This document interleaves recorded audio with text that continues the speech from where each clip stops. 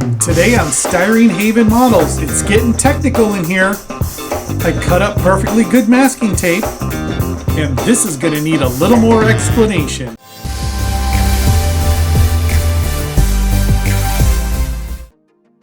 Fuselage bands, tail stripes, invasion stripes, they really do set apart some of the most interesting aircraft paint schemes.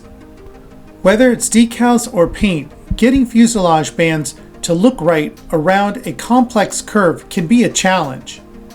To look right, the bands have to be even, uniform, and spaced correctly while going around that complex curve. With my B-17 build, I decided to do the Warbird Chucky. One of the more unique features of this brightly colored paint scheme are the 3 yellow bands going around the rear half of the fuselage. To tackle this, I decided I was going to go ahead and mask this off and paint the bands on. After studying the references, I decided that from front to back, all 5 bands, 3 yellow and 3 non-color, should be a total of 20 millimeters across. That gave me an easy to remember 4 millimeters per band. The trick, of course, is getting these bands to be evenly spaced as they go around a complex curve like the fuselage.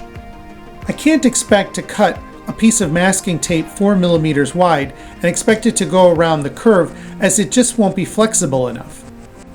The solution is to cut the Tamiya masking tape down to 1 millimeter strips, as the tape gets very flexible when it's this small. I then use small 4 millimeter wide squares as my spacers. I start by placing the first 1 millimeter strip at the beginning of what will be the first band. To make sure that it is straight, I follow along a panel line and do a lot of measuring and double checks just by eyeball to see if it looks correct. Once I feel confident that this strip of tape is exactly where I want it, now it's time to put in the 4 millimeter square spacers in place around the fuselage, spaced out as evenly as possible. This is going to give me a guide for the next strip of 1 millimeter tape.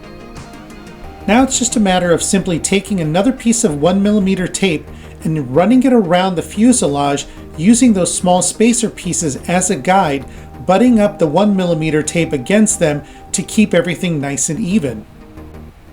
Next, to make sure that I keep my 4 millimeter spacing accurate, I take that 4 millimeter spacer tape and place it over the second 1 millimeter tape that I just ran across the fuselage. This ensures that I keep a 4 millimeter gap between the 2 bands. After that, it's just a matter of repeating this process until I get all 3 bands masked out. I leave the spacer tape in between the bands, as I can't remove this because I'm afraid I might disturb the thin 1 millimeter tape that I've already put in place. Confident that the bands are evenly spaced and look the part, I go ahead and fill in the parts that I don't want to get painted. With the fuselage bands properly masked out, now it's time to just put some extra masking tape around the fuselage to cover for overspray. At the paint booth, we apply the yellow paint to all the different parts of the model for this paint scheme, including the fuselage bands. And finally, my favorite part is the demasking and seeing the results of all that hard work.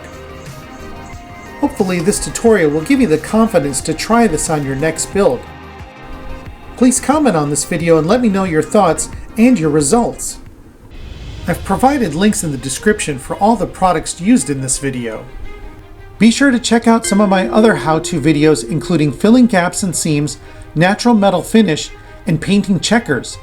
Subscribe to my email newsletter where I share tips and tricks, my newest content, and special deals on kits and supplies.